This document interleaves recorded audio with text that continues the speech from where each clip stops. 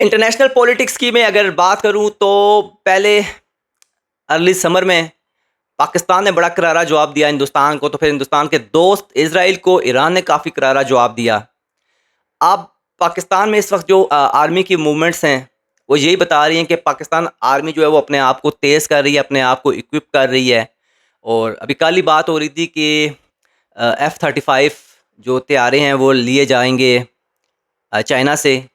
Defence minister का ये कहना है कि हम अपने आप को जो है वो तैयार कर रहे हैं किसी भी सूरत-हाल के लिए, क्योंकि हिंदुस्तान को जो ज़िल्लत मिली है, जो उसने सीज़ फायर किया था, वो सीज़ फायर उसकी शिकस्त दी थी। तो हिंदुस्तान दोबारा अपने आप को तैयार कर रहा है, वो मौका ढूँढ रहा है कि पाकिस्तान पर अटैक किया जाए, और इज़राइल ने उसे काफ़ी शाय दी है। काफ़ी उसे यहाँ से जो कॉन्फिडेंस है मिला है कि अगर इज़राइल ईरान पर जाकर हमला कर सकता है, तो हिंदुस्तान पाकिस्तान पर जाकर क्यों नहीं हमला कर सकता। लेकिन पाकिस्तान ना जो है ईरान है, और ना क्या कहते हैं इंडिया को जो है वो अमेरिका की मदद मिलेगी जैसे इज़राइल को मिली है। तो इंडिया ऐसे ख्वाब ना देखे। इंडिया अगर इधर से अटैक करेगा तो बैक पे उसके चाइना है। तो चाइना ऑलवेज़ पाकिस्तान का स्ट्रेटेजिक पार्टनर है, और चाइना यही समझता है कि अगर वो पाकिस्तान पर अटैक करेगा तो वो चाइना पर अटैक है। तो यहाँ से पाकिस्तान को काफ़ी जो है वो बूस्ट मिलता है। फिर पाकिस्तान की अगर मैं बात करूँ आर्मी की, कल ही पाकिस्तान आर्मी का जो कॉन्वॉय है उस पे एक अटैक हुआ, जिसमें 13 पाकिस्तानी जो हैं सोल्जर्स फ़ौजी वो शहीद हुए। और उसी इलाके में जो पाकिस्तान की आईएसपीआर है, उनका कहना है कि ये जो जिन लोगों ने अटैक किया है वो हिंदुस्तान की हमायत याफ्ता दहशतगर्द हैं। और फिर अभी ईरान जो इज़राइल वॉर हुई है उससे पहले जनरल आसिम मुनीर जो हैं वो गए हैं ईरान। वहाँ पर शायद यही बात हुई है कि ईरान की तरफ से जो लोग आकर पाकिस्तान में बलूचिस्तान में घुसते हैं उनका जो है मुकम्मल सद्देबाप किया जाए।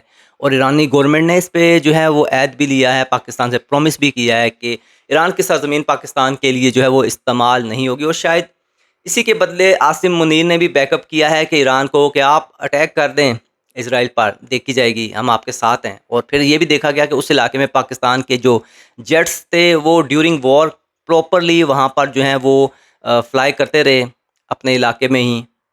और इसके बाद आते हैं अब ईरान इज़राइल। इज़राइल समझता था कि उस पर कोई अटैक नहीं कर सकता। ईरान ने जो है ये गलत साबित कर दिया, और ईरान ने ये साबित कर दिया है कि इज़राइल कोई बहुत बड़ी पावर नहीं है, उस पे आप अटैक कर सकते हैं। और इज़राइल का जो डिफेंस है वो भी हमारे सामने आया है। अगर अमेरिका अमेरिका की भी मैं बात करता हूँ, अमेरिका बेसिकली अगर देखा जाए तो जो ट्रंप हैं वो ये कह रहे हैं कि उन्होंने 3 वीक पहले जो है वो इत्तला दी थी ईरान को कि हम इन 3 जगहों पर अटैक करेंगे।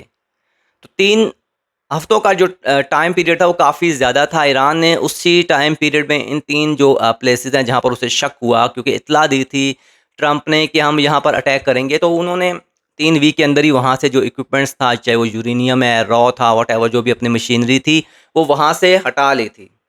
तो इस वजह से वहाँ पर शायद इतना नुकसान नहीं हुआ। और अब अगर इस सारे मामले को देखा जाए तो अमेरिका ने पहले बता दिया था और ईरान को पता चल गया था, ईरान ने वहाँ से अपनी जो मूवमेंट्स थी वो कर ली। अब यहाँ से ये सबक मिलता है, यहाँ से ये कंक्लूड होता है कि अमेरिका ने ईरान की जो न्यूक्लियर प्लेसेस हैं वहाँ पर अटैक करके ये साबित कर दिया है कि अभी भी वो सुपर पावर है, चाहे वो एशिया हो, साउथ एशिया हो, गल्फ़ हो, वहाँ पर वो अपनी जो डोमिनेंस है उन्होंने साबित कर दी है। 3 अटैक हुए इनसाइड ईरान। हालाँकि ईरान के कहीं न कहीं स्ट्रेटेजिक पार्टनर्स हैं, चाइना भी और रशिया भी। मजाल है कि इन दोनों मुल्कों की तरफ से कोई मज़म्मत देखने में आई सामने, लेकिन पाकिस्तान ने समहाउ स्टैंड लिया कि वो ईरान का साथ देंगे इसराइल के ख़िलाफ़ जंग में, जो पाकिस्तान ने दिया भी। आई थिंक ये पाकिस्तान ने बहुत अच्छी मूव की, और मुझे लग रहा है कि ये जो मूव थी ना, ये उसी डायलॉग का हिस्सा थी जो जनरल आसिम मनीर और ईरानी गवर्नमेंट के दरमियान हुए थे आज से कोई 3 वीक पहले।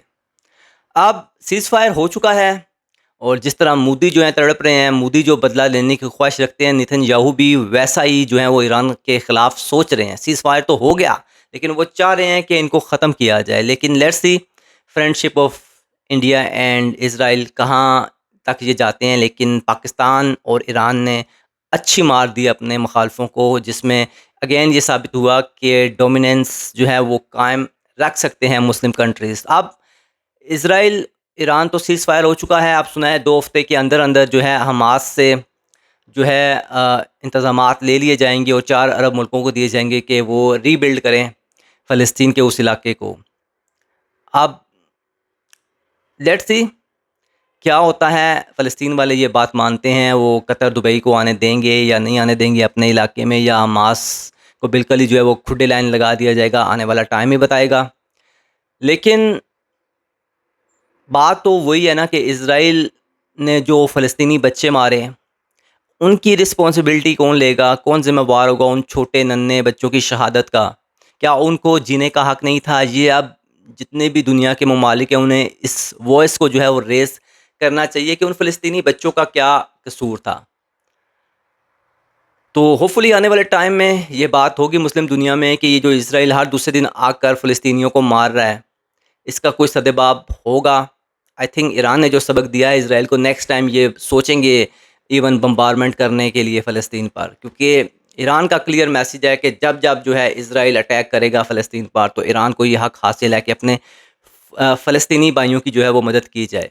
सो देखें अब ये जो कमिटमेंट है ईरान की, क्या आगे चलेगी या नहीं चलेगी, आने वाला वक्त ही बताएगा। लेकिन पाकिस्तान इस वक्त भरपूर तैयारी में है और वो बाखबर हैं हिंदुस्तान से पल पल कि हिंदुस्तान की मूवमेंट क्या है, क्योंकि हिंदुस्तान को काफ़ी अच्छा सबक दिया है पाकिस्तान ने। अभी जो सिंतास माहिदा है उसमें भी पाकिस्तान ये साबित करने में कामयाब हो गया है कि इंडिया को अकेले ये फ़ैसला करने का हक़ नहीं है कि वो पानी बंद कर सके। इंडिया अगर पाकिस्तान का पानी बंद करता है तो पाकिस्तान के लिए ये एक्ट ऑफ वॉर है और पाकिस्तान इस एक्ट ऑफ वॉर में अटैक कर सकता है हिंदुस्तान पर। सो एक ये बात होगी। और फिर अभी जो एससीओ का समिट हुआ था, शंघाई कोऑपरेशन ऑर्गेनाइजेशन, डिफेंस के हवाले से, वहाँ पर हिंदुस्तान को काफ़ी मार पड़ी। हिंदुस्तान का जो मौक़िफ़ था पहलगाम के हवाले से, उसको रिजेक्ट किया वहाँ की नेशंस ने और कहा गया कि हिंदुस्तान का ये सिक्योरिटी लैक है, पाकिस्तान को ब्लेम करना अच्छी बात नहीं है। यहाँ पर भी इंडिया को जो है वो मुँह की खाना पड़ी। तो ये पाकिस्तान की छोटी-छोटी जो हैं वो अचीवमेंट्स हैं सक्सेस की, जो पाकिस्तान की फ़ॉरेन पॉलिसी को जो है वो समझा जा रहा है कि पाकिस्तान ने फ़ॉरेन लेवल पे काफ़ी अच्छा बैकअप किया है, काफ़ी अच्छा अपना जो बयानिया है वो लोगों की नज़र में है वो रखा है। तो शायद यही वजह है कि जितनी भी ऑर्गेनाइजेशंस कॉन्फ्रेंसेस हो रही हैं वहाँ पर पाकिस्तान के मौक़िफ़ को जो है वो स्ट्रांगली सुना जा रहा है और हिंदुस्तान का मौक़िफ़ जो है वो उसको जो है वो निग्लेक्ट किया जा रहा है। तो पाकिस्तान अब जो है वो सफ़ारती लेवल पर भी हिंदुस्तान का काफ़ी अच्छा मुकाबला करने की पोजीशन में है और मुकाबला हो रहा है। बहुत शुक्रिया वीलॉग देखने का। अगर वीलॉग अच्छा लगा हो तो चैनल को सब्सक्राइब कर लें। कोई भी क्वेश्चन पूछना हो कमेंट्स में ज़रूर पूछ लें।